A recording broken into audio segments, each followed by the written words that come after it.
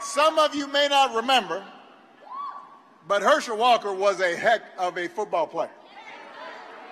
I mean, some of you are too young to remember, but in college he was amazing. One of the best running backs of all time. But here's the question. Does that make him the best person to represent you in the U.S. Senate? Does that make him equipped to weigh in on the critical decisions about our economy and our foreign policy and our future?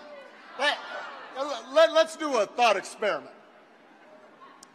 Let's say you're at the airport and you see Mr. Walker and you say, hey, there's Herschel Walker, Heisman winner. Let's have him fly the plane.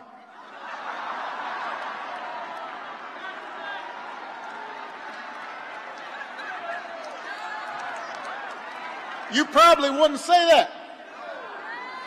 You'd want to know, does he know how to fly an airplane? Or let's say you go to the hospital and you say, you know, that Walker guy, he sure could tear it up at Sanford Stadium. Give him a scalpel. No, you wouldn't say that. You'd ask, at least I would, has he done surgery before? And by the way, the opposite is true too. Like, you may have liked me as president, but you would not want me starting a tailback for the dogs.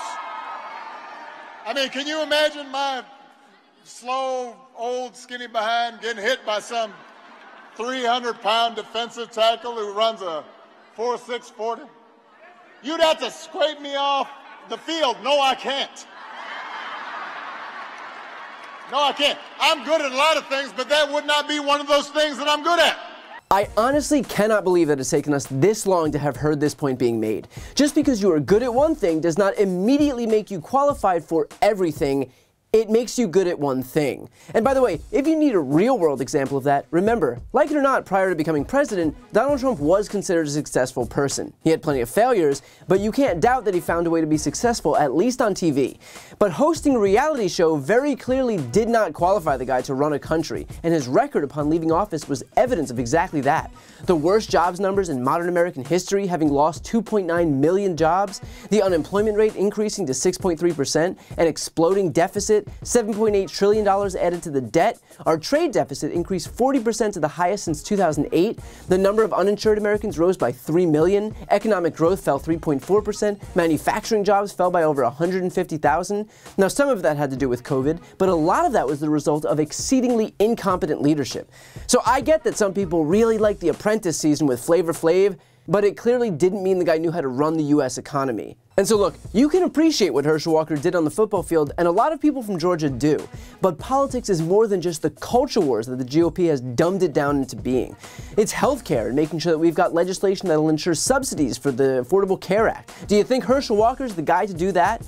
It's continuing to allocate funding for states to impose red flag laws to quell gun violence as it continues to explode throughout the country. Do you think Herschel Walker's the guy to do that? It's crafting incentives for increased renewable energy while reconciling our need to phase out fossil fuels so that we can preserve our competitiveness in the global community in the future. Do you think Herschel Walker's the guy to do that? I mean, let's just be honest here. This is serious stuff, and it would serve us well to have smart, capable, qualified people doing it. I know Republicans would have you believe that politics today is all about high school kids using litter boxes in school restrooms, and if you don't know what I'm talking about, then dear God, consider yourself lucky. But it's not. It is hard work, and that work impacts the lives of hundreds of millions of people across this country.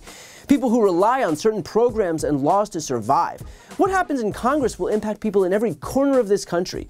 And whether it's in the arena of healthcare or gun violence or climate or jobs or economic policy or any other number of things. And I can't believe I have to say this, but running real good with a football doesn't qualify you for any of that. So let's not forget here that politics is not a religion. These elected officials are not deities. Just because we admire someone doesn't mean they should rule us. I think Tom Hanks is great. I think both me and Tom Tom would agree that him killing it in Forrest Gump doesn't mean that he'd be a good president or senator.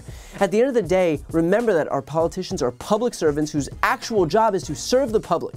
Not themselves, not their re-election, not their donors, but the public. Herschel Walker may have been a good football player. He is probably the least qualified person to ever run for federal office that I've ever seen.